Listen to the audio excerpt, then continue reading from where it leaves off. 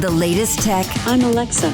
I can answer your questions. Interviews. And we are evolving, and we are seeing an amazing opportunity that is happening. Accessibility. Accessibility is one of our core values.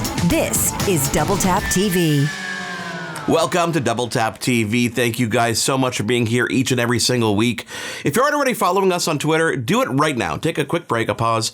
Follow us on Twitter. It is at Double Tap Canada. If you want to reach out by email, you can do that as well. It is feedback@ami.ca. I am Mark Aflalo. Always by my side is Stephen Scott. And Stephen, this week we're talking about apps that can help blind people live more independent lives. And the best of all of the apps we're going to be talking about on this week's show are absolutely free. That's right, Mark. Some amazing apps are out there. We're going to be focusing in on the latest apps in today's show, which have been produced for Android users. But before that, I wanted to talk to you about one for the Apple users out there. However, strangely, it comes from Microsoft, and it's called Seeing AI. Now, you will almost certainly have heard me talk about this app from time to time on my various radio shows and here on Double Tap TV as well. It's a free app, as you say, Mark. It's available on all Apple smartphones and has a number of features that make simple tasks really, most people take for granted possible for those of us with a visual impairment. But don't take my word for it. Here's Andre Louis, a London-based musician who uses Seeing AI to independently accomplish day-to-day tasks, talking about it. Seeing AI is one of the biggest deals in technology, I think, at the moment for visually impaired users. It's an app that you can read almost anything, anywhere with it. Kilburn High Road. Fashion. Workspace. Mayonnaise. It has a multitude of functions, and they all work together to produce something that you can use whenever you need it. It might even be considered to be a Swiss Army knife of apps. Of all the parts of Seeing AI, I really do think short text is the biggest of the game changers. Northwest 6. Because I've never seen anything like that in any other app before. And I like being in the back of cabs or in buses and pointing it out the window and seeing what I pass on the way to places. Mobile phone NC 4000 services. One of the greatest things about short text for me is that if there's no one else in the house, I can sort the post into who's who. Mrs. K. Louis. Mrs. Kirsten Louis. So I don't open my wife's post and she doesn't get cross with me. So that's a flavour of how Andre uses the app, but there's so much more to it. It can detect people that you have stored in its database, and you can even have people described in front of you. That can be rather humiliating at times, Mark, especially when it describes, I think it described as a 61-year-old man at one point. I don't look my best at the moment in my life, but I don't think I look 61. But yes, it can even scan and read documents as well, such as letters or pages of a book, which can be really useful, making sure that you know what that bill says, or, read a book at your own leisure if you want, have it read back to you. The app even guides you so you can get the whole page scanned. You don't have to worry about whether or not the book is the right way up or that you've cut off half the corner or whatever it might be. It will also identify currency. It will use barcodes as well to find out product information such as cans of food. The app recognizes saved friends. Jenny near top right, 3 feet away. Describes the people around you, including their emotions. 28-year-old female wearing glasses looking happy. Or scan and read documents like books and letters. The app will guide you and recognize the text with its formatting. Top and left edge is not visible. Hold steady. Lease agreement. This agreement. Now, more recently, new features have popped up, such as the ability to detect how far away you are from someone with the new LiDAR scanner technology that was being found inside the new iPhone 12 Pro lineup. It really is an incredible app, and it offers a lot of features, Mark, for my favourite price, free. You know what? When the app first came out with the LiDAR support, because I had the brand new iPhone, I put it to the test in different scenarios. I even put it to the test in absolute darkness, and it worked miraculously because LiDAR doesn't really require any light. It just enables you to kind of use sonar to find that depth, which is really cool. And you know what? At the end of the day, you can't put a price on free, can you? And you know what, Stephen? This app continues to blow my mind because it constantly evolves. New features are always added time and time again. Well, that's the thing. I mean, we talk a lot about specialist technology on here, and the reason it's not that I'm against specialist tech, but the reason I love apps is because they can be developed. The hardware you have, the phone, can remain the same phone. You can have the same app, but get new features almost, on a weekly, monthly, yearly basis whenever the company actually produces them. So, it's really great when you have these apps that are so capable, but yet are so, have so much potential in them. Well, on the Android side, as you alluded to at the beginning, there are other apps in the same price range, which we like, and Google's Lookout app is definitely one of them. So when we come back after a quick break, we welcome a special guest from Google. So stick around, it is Double Tap TV. For more great Double Tap TV content, visit ami.ca/doubletap.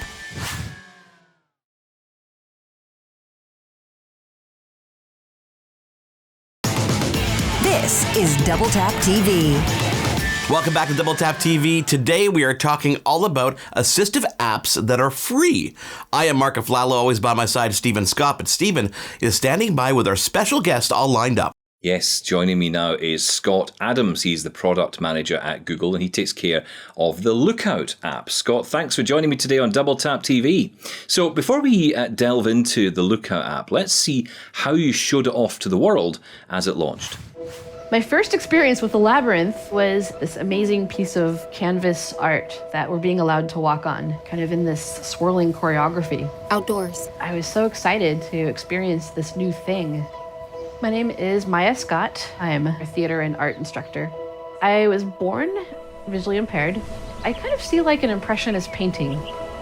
I'm often scooching around, working with my supplies, and they don't always end up where I want them to be. And I can't find the scissors. Scissors at 12 o'clock. Maya picks them up. Both as an artist and a teacher, building a labyrinth was the next step for me, to invite people to have a physical experience with art and not just observe it. In a lavender field. Very much in our lives, we're invited to watch or listen instead of witnessing or doing.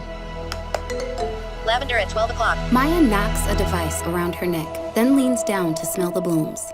Text appears.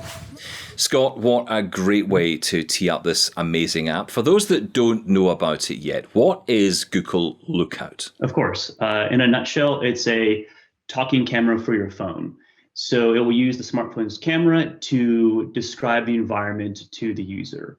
There are 5 basic modes.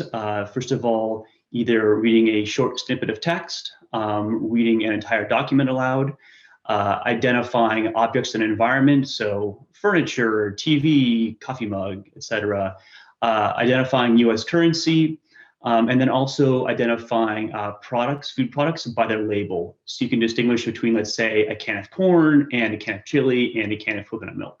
Now, there are other apps out there that can do similar things. I mentioned one just in the last segment. But why did Google decide that they wanted to make their own? Sure. I'd say kind of 2 big reasons. Number one, building for everyone is one of our core values as a company, and really think of like ways to innovate with this community in mind and with this community alongside of us. And then beyond that, just it's very exciting as a space to explore, trying to understand the range of experiences of these folks and how we can build something that they would find useful and helpful and hopefully enjoyable. That's a fun problem. Understanding how to kind of fit technology into those use cases, that's a lot of fun for our team. Yeah, I bet it is. Computer vision seems to have come a long way over the past few years, especially when it comes to object recognition. How close do you think we are to perfection in this particular space, in percentage terms, if you wanted to? If you're able to give me a sense of where we are. That's a great question. It's hard for me to pin a percentage on that. I would definitely say we're the majority of the way there in most cases. So I'll pin it 75% to 80% of the way there. That said, I think each additional percentage point is going to be a little bit harder than the one before it. But like, to me, we're at a very exciting point where a lot of very useful computer vision capability can be deployed upon a relatively humble smartphone. And all of a sudden, that means that there's a tremendous kind of breadth of tools and experiences that are available to folks that wasn't there even a few years ago. That said, like, to me, the technology part of it is only part of the picture. I think of the computer vision aspect as almost like GPS is GPS right now. On your smartphone, GPS is accurate down to a few meters, which is pretty useful for most cases. It's not good enough for doing, let's say, a self-driving car, but it is good enough for helping me navigate to a point on a map. It's helpful for me to do fitness tracking and some other really fun, valuable applications. I think we're in the same sort of place with computer vision, where it's not perfect yet, but it's good enough that we can do a lot of interesting things with it. And especially if we start pairing that information with other data that we may have about the environment. So as an example, if we've just identified that a person has pulled out a box of cornflakes, and then they go to their fridge and there's milk in the fridge and salsa in the fridge, the person is likely to want to hear about the milk first and then the salsa. So that's what we're really excited about, is not just the computer vision technology, but how can we pair that with understanding what the user's kind of desires are and their context and environment, so that's a more useful overall experience. You know, I was impressed, Scott, that you don't need an internet connection to use Lookout. That can be very beneficial for a lot of us. You know, if you're on an underground train or you're in an area where you have low reception, that can be really useful. How difficult was all that to implement? I'm guessing the answer is very hard. Yes, absolutely. And I would say, ask the question again every year from now until the distant future, because those are always trials for making. And as I mentioned earlier, the devices that were on the smartphones, they're definitely becoming more and more capable, where you can put more and more useful models on there. But they're still going to have limitations. And part of our work is understanding where those limitations are acceptable. So as an example, if you imagine that we can distinguish a cat from a dog, most of the time, if you don't have a cat or a dog, you probably don't care about that error rate or distinction. If you have both a cat and a dog, you probably care very much about which one is it in the frame right now. So that's kind of part of the question we have. It's not just about getting a model onto the phone. It's about getting a model that gives the right results for the most valuable use cases onto the phone. And obviously, the nice thing about being on device is it's very rapid in terms of the latency and response times. You don't need an internet connection. And one thing we've understood from the folks that advise us is, hey, that reliability that kind of is always there and is always ready and always works is important. So the on-device part is obviously important for us to keep developing. Do you think the time will come when AI, artificial intelligence, and computer vision are at a level where they could replace the need for help from real people? And if so, how far away is that? Well, we could spend a lot of time on that question. So I'm going to kind of take that question and flip it around just a bit. So over the years, there have been a lot of kind of tools that have evolved for our community. And we don't want to replace any of those. Those tools exist because they've been effective, because they're useful, and people already rely upon them. So our thinking is much more, where can we augment, where can we complement what's already out there? And what do I mean by augment or complement? Where can we give a bit more information? Where can we give a bit more choice to the user? Are there tasks that are very common and even maybe a little bit annoying or frustrating? Can we make those a bit easier? Where can we just kind of take a bit of friction out of the system? And to get a little more concrete, some of the user problems that we think about right now, I think across the industry, not just by us, but are relatively well solved. Not perfectly, but relatively well. If I think about a nice crisp page of plain text and a nice typical font, OCR can usually handle that and read it aloud with a high degree of accuracy. A typical person can often understand the content of that page. So that's kind of like the problem is already in relatively good shape. But if I add a little bit to that page now, I add some different formatting, some new fonts, a different layout, all of a sudden actually trying to articulate what's on that page and do it reliably and accurately for a person becomes much more challenging. And then we kind of extend that spectrum all the way out. And a very challenging question might be, hey, I want to put on a wardrobe. I want to have a wardrobe selected for me that reflects my personality. And on the tech side, we can imagine building a model that can recommend a safe wardrobe. Hey, just all grays all the time. You're always going to be fine. No problem there.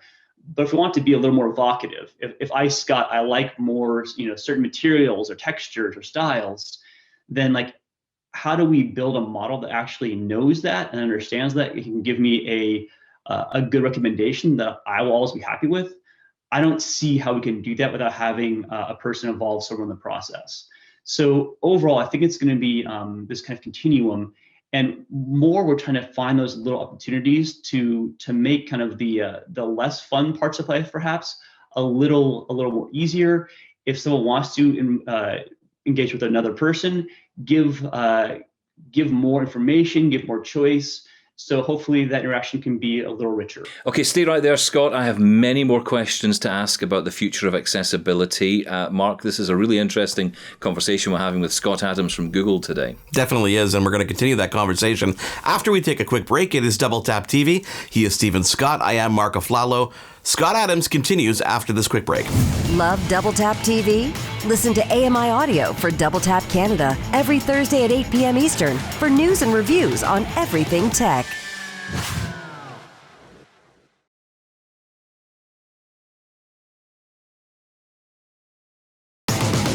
This is Double Tap TV. We are back on Double Tap TV. Thank you guys so much for being here. Again, if you're not already following us on Twitter, please do that. It is at Double Tap Canada. And if you want to ask us something, use that hashtag, which is AskDoubleTap, and we'll get to your questions. Of course, if you want to email us, the email address is always feedback@ami.ca.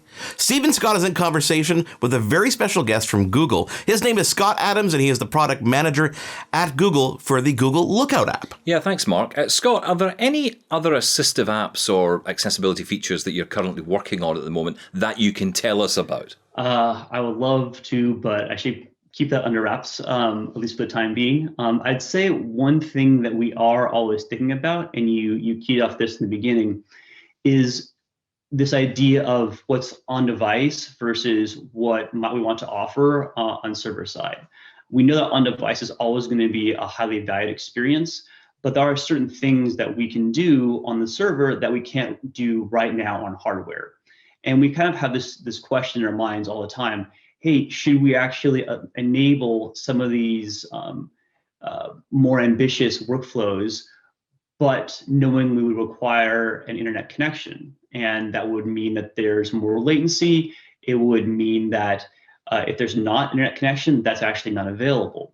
And how valuable is that? How do we offer a user that choice? Should we offer that choice right now? That's kind of what we do a lot of our thinking is, should we wait a few more years until more of this is on device? Like, kind of, how do we trade that off? And those are choices that we can only make with kind of close ties to the community. There's really interesting work going on with this Lookout app. Can I ask more about general accessibility projects and work that you're doing to make the lives of blind people easier? Sure, I can give a little bit more here, fortunately. I'm pleased to have like a small involvement with something called Project Euphonia that other folks may have heard of. And it's some early research into building voice agents that better handle or better adapt to folks with impaired speech, with atypical speech. And in doing research there, we found that folks with atypical speech, they have many kind of typical technologies or tools are very hard or impossible to access. And through this research, we think we can actually enable more of those paths for folks with moderate to maybe even severe vocal impairment. So that's pretty exciting. Wow. Well, thank you for sharing that with us, Scott. It's been really great speaking with you today. Thank you so much for joining us here on Double Tap TV. Hey, thanks for the time. And thank you to you and all of your community for helping us through this. Stephen, it's quite funny when you ask that question about other things he can talk about, the sarcasm in your voice when we know that these companies are always working on new tech and new things that we don't know about. I honestly believe that probably 50%, if not more, don't even make it to market and don't even see the light of day that we'll probably find out about in 10, 20 years from now. Some kind of tech they're working on, whether it be a folding device or some kind of new form factor or just an app that they're trying that just completely bombs. Yeah, and the thing is, because obviously we focus here on accessibility, but it's really great when a new product comes along and it has accessibility built in, but it's obviously, for a lot of us, to be honest, it's more about the new product. We all want to know what the next big thing is. My prediction from Google is the next thing we'll see is a Pixel Watch. That is something that I think is probably next on the line, and I'll be really interested to see how accessible they make that. We all know that the Apple Watch is a great app for a number of people with disabilities. Recently they've brought in the new Time to Walk series, which is exclusive to Apple Watch, and you obviously need the Apple Fitness Plus subscription as well. But they've built in even just a really simple thing like if you're in a wheelchair, you have the time to push feature built into that, which is really cool because it includes people and it brings people in, but it gives you the same functionality that everybody else can enjoy. And I think that's what's great about this. We see these developments coming along, new products, new ideas, new apps. They're coming in, they're making the hardware we have better and more enjoyable for us all to use. And what's wrong with that? No, nothing at all. And the inclusive design, just like you mentioned with the wheelchair, for example, is just very, very cool to see how far we've come. I want to jump back to that LiDAR sensor for a second because I think we underestimate the importance of the future of LiDAR. And we're seeing it on autonomous vehicles. We've obviously seen it on the iPhone on the iPhone 12 Pro Max, and we saw it first on the iPad. But now, slowly but surely, if you look at the App Store and you look for LiDAR, you can actually see apps taking advantage of it, whether it's trying to measure a space, trying to place furniture in a room, or just trying to place, giant pieces of machinery into actual real space with augmented reality. I think we've just scraped the surface when it comes to the use of LiDAR technology, and I cannot wait to see how it evolves over the coming years. Well, that's it. And what's great about LiDAR is that it came out and I said, I think from day one, well, what am I going to use that for? What is the benefit of having the new iPhone 12 Pro? Because, what am I going to use LiDAR for? And then they bring out a feature within the magnifier called people detection, which in the world of COVID and social distancing is a perfect feature because now I know how far I am away from someone else. Using my phone, I can just hold my phone up to my chest and I can actually tell I'm 2 meters away from someone. That's brilliant.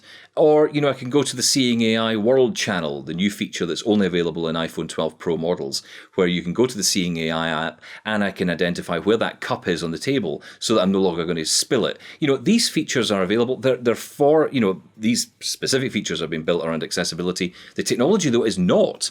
So, the technology has so much potential, but the fact that we're using it in such a positive way is great. It's a very exciting time, Mark. And the fact that they can be reactive like that, I mean, no one expected a global pandemic. No one expected social distancing and mask wearing. No. And suddenly they can incorporate that into an app that quickly. That's quite that's ingenuity at its best.